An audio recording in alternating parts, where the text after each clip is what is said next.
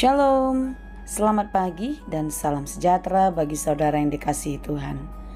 Apa kabar saudara? Semoga baik ya. Dan doa saya, saudara tetap penuh semangat, berpegang dalam pengharapan kepada Tuhan saja. Sebelum kita melanjutkan aktivitas, marilah kita meluangkan waktu untuk mendengar dan merenungkan firman Tuhan.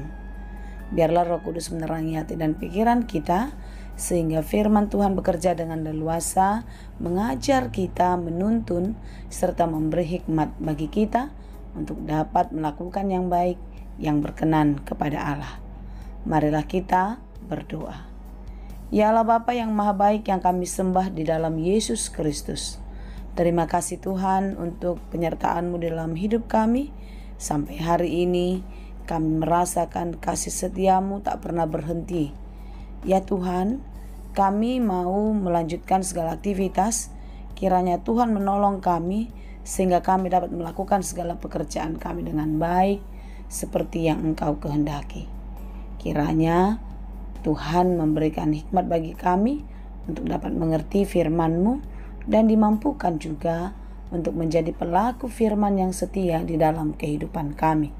Berfirmanlah Engkau ya Tuhan, sebab kami telah siap mendengar.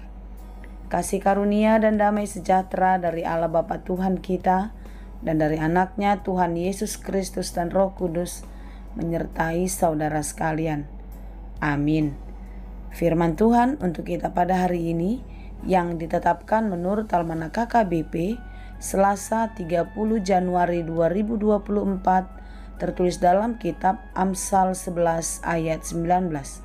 Dalam bahasa Batak, Puda 10 Sada ayat 10 Sia, demikianlah dikatakan.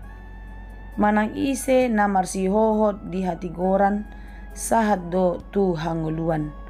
Alai manang ise namangeahi hajahaton, patibu hama matena. Siapa berpegang pada kebenaran yang sejati menuju hidup, tetapi siapa mengejar kejahatan menuju kematian. Demikianlah pembacaan firman Tuhan. Kemajuan zaman yang semakin pesat, persaingan yang semakin ketat, membuat orang cenderung memilih menyelamatkan diri dan mendapatkan segala sesuatu dengan menghalalkan banyak cara. Hal ini tentu disebabkan karena lebih takut kehilangan harta, jabatan, kehormatan, kerabat, daripada kita berpegang pada kebenaran. Saudara-saudara yang dikasihi Tuhan, menyatakan yang benar tentang sesuatu yang benar adalah sebuah kebenaran. Menyatakan salah tentang sesuatu yang salah adalah juga kebenaran. Tetapi menyatakan yang salah terhadap sesuatu yang benar itu pastilah kesalahan. Dan menyatakan benar tentang sesuatu hal yang salah sudah dipastikan itu adalah kesalahan. Saudara-saudara yang dikasihi Tuhan, janganlah hendaknya ketika kita ingin mendapatkan sesuatu di bumi ini, pencapaian-pencapaian, kesuksesan di tengah-tengah kehidupan kita sanggup memutarbalikkan situasi, memutarbalikkan fakta untuk mendapatkannya. Janganlah kiranya kita mengharapkan pembenaran-pembenaran dunia dan pengakuan-pengakuan dunia atas segala sikap, tindakan, dan perbuatan kita yang seolah-olah kita ini adalah seorang yang rohani, yang taat, yang tulus beribadah kepada Tuhan. Ini adalah suatu ibadah atau kesaksian yang palsu yang tentu tidak dikenan oleh Tuhan. Hendaklah kiranya kita melakukan kebenaran menurut kehendak Tuhan. Karena itulah landasan kehidupan kita sebagai orang Kristen, pengikut Kristus yang setia. Walaupun sekarang kita sering menghadapi kesulitan ketika kita menyatakan kebenaran, tapi ini adalah kacamata dunia yang melihat apa yang kita perbuat.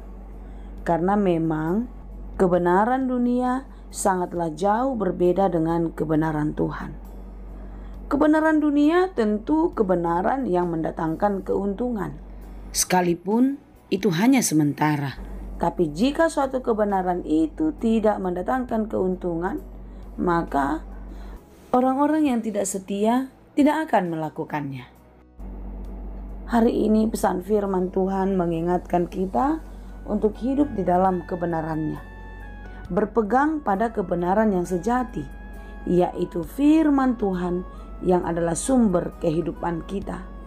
Karena apa?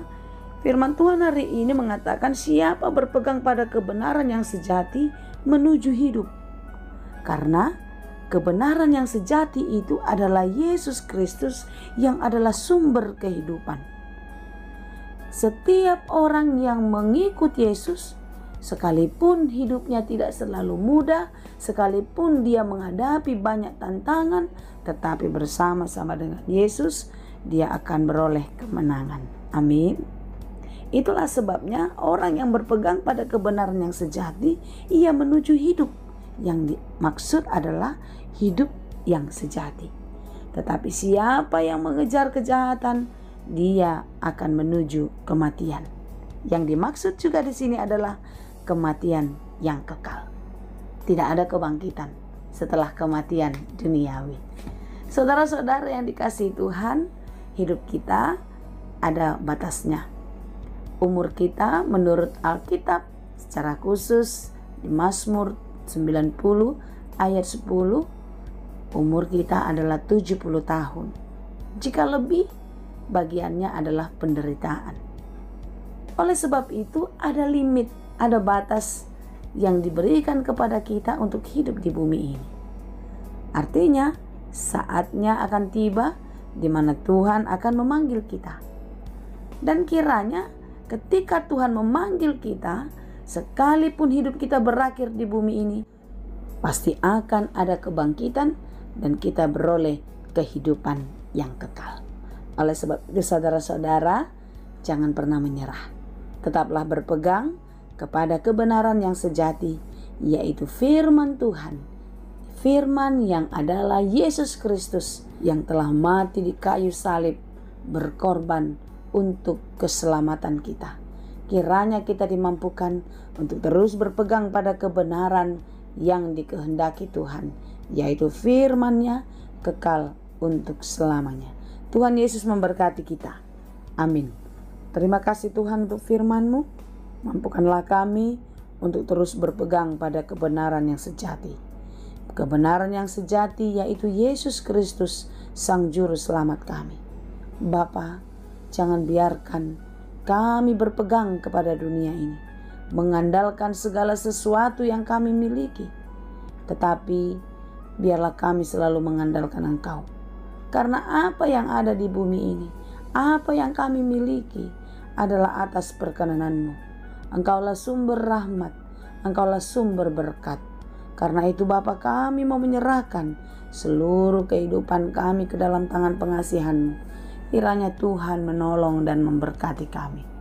Ajari kami di dalam menjalani hari-hari hidup kami, dan mampukan kami juga untuk dapat melakukan pekerjaan kami dengan baik seperti yang Engkau kehendaki. Biarlah firman-Mu terus hidup di dalam kehidupan kami, sehingga kami terus dikuatkan dan dimampukan melakukan banyak hal yang baik sesuai dengan firman Tuhan. Terima kasih Bapa, berikan kekuatan, penghiburan bagi saudara kami yang berjuang, yang sedang berduka cita.